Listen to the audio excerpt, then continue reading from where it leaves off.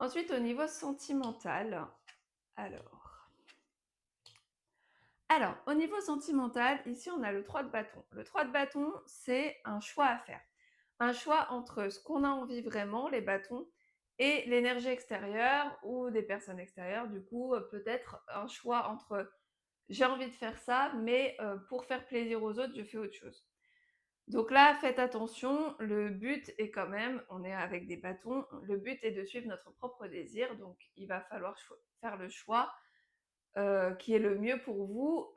Faites attention à ne pas vous sacrifier en choisissant quelque chose pour les autres. Ici, on a l'énergie du fou.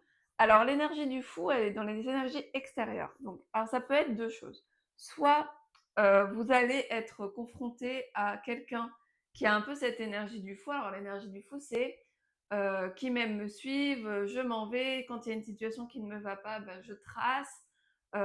Et du coup, je prends pas forcément les autres en considération.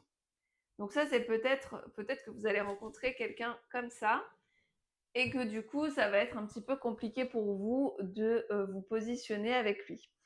Sinon, ça peut être aussi des énergies qui vont être autour de vous et qu'il faut prendre.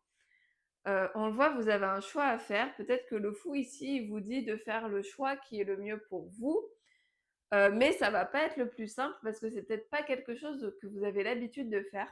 Peut-être que vous avez plus l'habitude de faire des choix pour les autres et du coup, ben, ce fou-là, il vous invite à prendre votre propre chemin, à sortir des situations qui ne vous correspondent pas. Donc il faut vraiment suivre l'énergie du fou pour pouvoir prendre sa décision et pour pouvoir mieux avancer. D'ailleurs, ici, en bilan, on a le 6 de bâton. Alors le 6 de bâton, c'est une très bonne carte, c'est une carte de victoire. Par contre, on voit qu'ici, elle est retournée. Donc moi, à mon avis, il va falloir retourner le fou pour pouvoir le mettre, pour pouvoir être dans de bonnes dispositions, suivre sa propre envie. D'ailleurs, quand on le retourne, il se retrouve face au 6 de bâton, ça veut dire qu'il connecte avec cette carte-là. Le but ici, donc, c'est de suivre ses envies, de s'écouter, et à ce moment-là, on va pouvoir retourner le 6 de bâton et du coup avoir une victoire complète. Si le 6 de bâton reste comme ça et le faux également, bah, ça veut dire qu'on va être un petit peu forcé. Alors, soit on va prendre une décision et du coup, on va être plutôt confronté à une personne qui va agir comme ça. Et du coup, on va suivre une autre personne.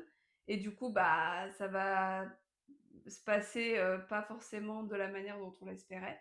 Soit on s'écoute et dans ce cas-là, bah, là, on peut tout retourner et le 6 de bâton sera meilleur, donc sera vraiment une victoire.